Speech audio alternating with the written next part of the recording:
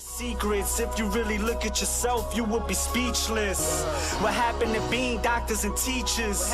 What happened to being your brother's keeper? Nowadays, kids more worried about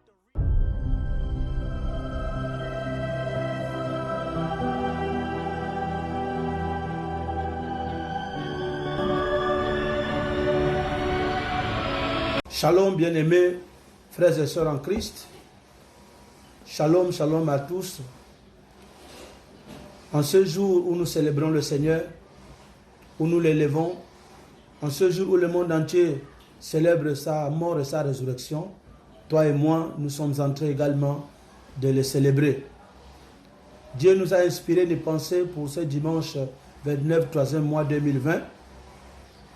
Dans le livre de Luc au chapitre 11, juste le verset 1er, nous allons parler ce matin de la prière. Le moment où Jésus pouvait apporter un enseignement à ses disciples. Nous allons lire ensemble ce chapitre, le verset 1er. La Bible dit, Jésus pria un jour à un certain lieu. Lorsqu'il achevait la prière, un de ses disciples lui dit, Seigneur, enseigne-nous à prier, comme Jean l'enseignait à ses disciples. Bien-aimés dans le Seigneur, ce qui m'a intéressé dans cette partie, c'est que les disciples n'ont pas demandé à Jésus de leur apprendre à prêcher la parole. Ils ne l'ont pas demandé de les apprendre comment chasser les démons, ni comment exercer le pouvoir. Mais ils ont observé la vie de Jésus.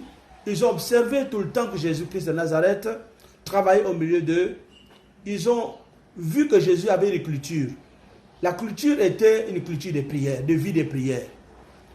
C'est ainsi que ce jour, ils ont certainement constaté quelque chose de merveilleux pendant cette prière. Alors l'un de ses disciples va se lever pour lui poser la question, Maître, apprends-nous à prier. Bien-aimé, celui qui veut apprendre, c'est celui qui veut aller loin. Je sais que souvent nous prions, souvent nous adorons, nous intercédons. Et vous savez, quand on n'a pas un enseignement approprié en matière de prière, on peut prier comme les hypocrites.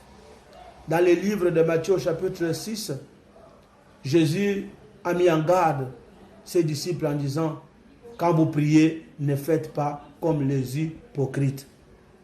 Eux qui aiment prier dans les lieux publics, eux qui aiment utiliser le gros mot pour impacter le monde. La prière, ce n'est pas un problème de la gromologie. La prière, ce n'est pas un problème d'avoir prononcé beaucoup de paroles. Nous sommes en train de vivre là simplement les signes des derniers temps. Mais restons en prière. Il viendra enlever une église qui est en prière. Le Saint-Esprit a apparu quand ils étaient en prière. Nous ne pouvons pas, bien-aimés dans le Seigneur, nous lever pour chasser les maladies, pour chasser les démons, si nous n'avons pas une prédisposition de prière, de vie de prière. Vie de prière, bien-aimés. Tout à l'heure, ce matin, nous venons d'offrir à Dieu un culte. Mais vous avez vu que la formule est simple. Pour ceux qui se retrouvent avec leur famille, dès que vous vous retrouvez, rendez grâce à Dieu. Après rendre grâce à Dieu, vous passez la rémission des péchés. Après la rémission des péchés, vous invitez l'infusion du sang de Jésus. Après l'infusion du sang de Jésus, vous invitez la présence du Saint-Esprit. Après la présence du Saint-Esprit, vous recommandez à tout esprit impur, à toute situation alarmante de partie de votre vie. Après cette prière de combat, vous passez à la louange et l'adoration. Après la louange et l'adoration, vous passez à la lecture de la parole de Dieu. Après la lecture de la parole de Dieu, alors vous passez à l'offrande. Après votre offrande, vous clôturez par une prière de bénédiction. Il y a 10 étapes simples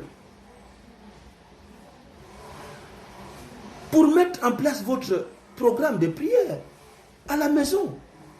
Bien-aimés dans le Seigneur, Il a dit prier en tout temps. Quand tu te lèves de ton lit le matin, tu fléchis tes genoux, tu présentes ta journée au Seigneur. Quand tu arrives au bureau ou que tu arrives à l'école, tu recommandes ton activité entre les mains du Seigneur. Du retour du travail ou de l'école, quand tu arrives à la maison, tu fléchis les genoux, tu remercies le Seigneur pour t'avoir gardé toute la journée sans que mal ne t'arrive.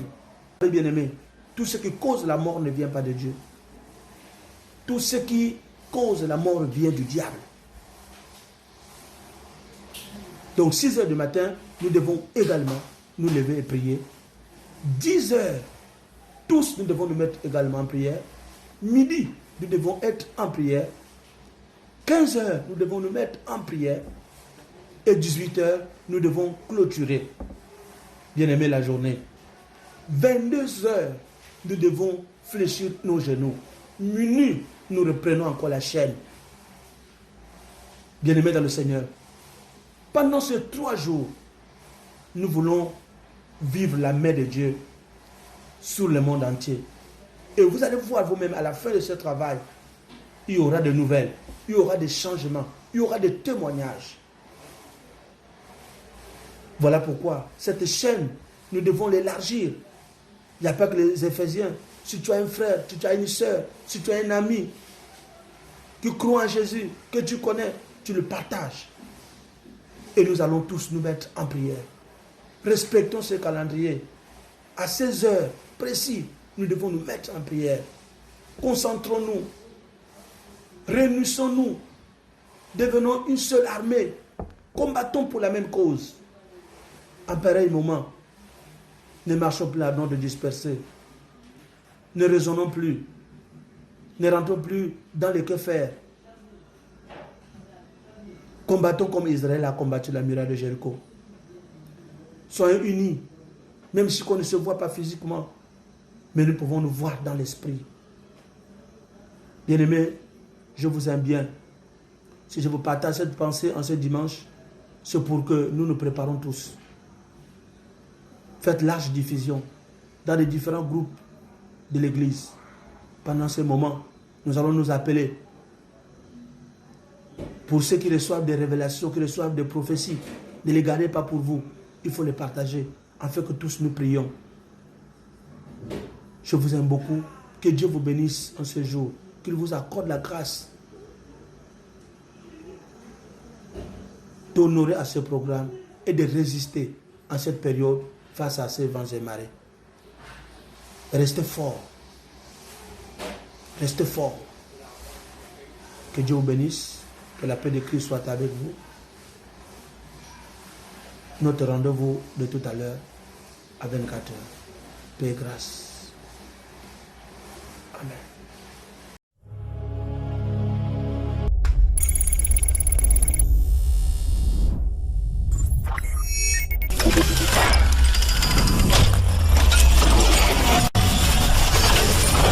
Audio Jungle.